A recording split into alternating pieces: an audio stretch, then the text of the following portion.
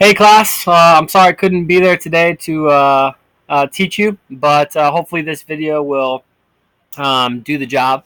So you've already taken attendance and hopefully done your alpha reading and gotten some points there for some of you, at least half the class. And so let's go on into the assignment for today. The goal this week is to learn what each part of the outline means. And so we down here, if you look down here, we have an introduction, attention getter, make a connection, state credibility, and thesis statement. So these are the four parts of the introduction. And throughout the rest of the week, we'll talk about the body paragraphs and the conclusion as well. But for today, I just want to try to create an introduction paragraph. So we've learned how to do our 6-step process. I've given you the idea for the paper already, and so today's goal is to write an introduction paragraph. So let's start at the top, and I'll walk through kind of what I've given you here. So I've created the paper for you, and we have, so let's walk through the 6 steps, our pre-writing. The general purpose is informative. The topic is personality type. I narrow the topic to characteristics. And then the key is going to be word, because each paragraph is going to be a word that describes your personality type. And that word, of course, will be a characteristic. So the goal statement, specific goal statement, I want my audience to know 3 words that describe my personality type. And so that's all you really have to do. Your thesis statement's written out for you, other than the parts in bold here that need to be replaced with the actual words that describe your personality type. So anything in bold on this paper needs to be replaced today with your own words, so I can see what you've written yourself. Okay, so replace these in your thesis statement. Replace the thing word 1, word 2, and word 3 with actual words that describe your personality type.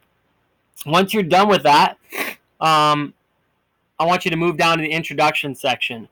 And basically, a lot of writing, a lot of people don't know where to start, but it really is kind of a fill in the blank. If you have pieces that go as to make an introduction paragraph. So we already know them from our handshake. Introduction, attention getter, make a connection, state credibility, and thesis statement. Of course, you already have your thesis statement, so probably it's going to be right here. It's just going to be cut and pasted down to D. So you really only have 3 things to complete today.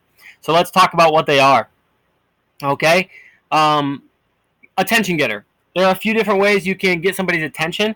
Painting a picture is literally just using words to kind of set the scene and describe a place or describe an event that might kind of capture somebody's attention before they start reading about your personality type. Okay, so maybe choose a really small story about when you were little that is going to kind of lead into your personality type, something that helps us understand your personality type a little bit a little bit better.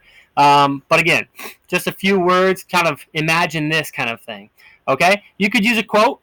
You can use a famous quote if you want to. If you want to go look up a quote from a president or a famous writer or person in general that kind of fits your personality type, that would work. A rhetorical question is one that is not supposed to be answered, actually. Like, well, do you breathe? Okay, do you breathe air? Of course we breathe air. Wouldn't have to be actually answered. That would be a rhetorical question. You can ask an actual question. That's pretty basic. A basic way to start. You can use a startling statement, kind of a little bit of a statement that has some shock value to it. Like it can even be in question form, or you can say, 4.2 million people suffer from this type of disease would be a shocking statement, perhaps. Or half the population shares my personality type. Okay? You can use a personal reference, like a family member who says something about you, and you can use humor, but be careful about that. Make sure that that it's clean and that it's going to get a laugh. So anyway, that's an attention getter. Of course, the point is to hook the audience and make them want to continue reading on to the next part. So let's talk about the next part in the introduction paragraph. Okay, this can be 1 or 2 sentences. The attention getter can be 1 or 2, or even up to 5 sentences if you wanted to. So it can be quick and short, or if you're painting a picture, it can be a little bit longer. Okay, so make a connection is the second part. The idea is that you are trying to give the audience a reason to care about reading your paper. Why it has to relate to me, the audience. Why should I want to continue reading your paper? How do we relate with one another? How are we connected? And so, how does your topic relate directly to your audience? Okay, why should I want to get to know you?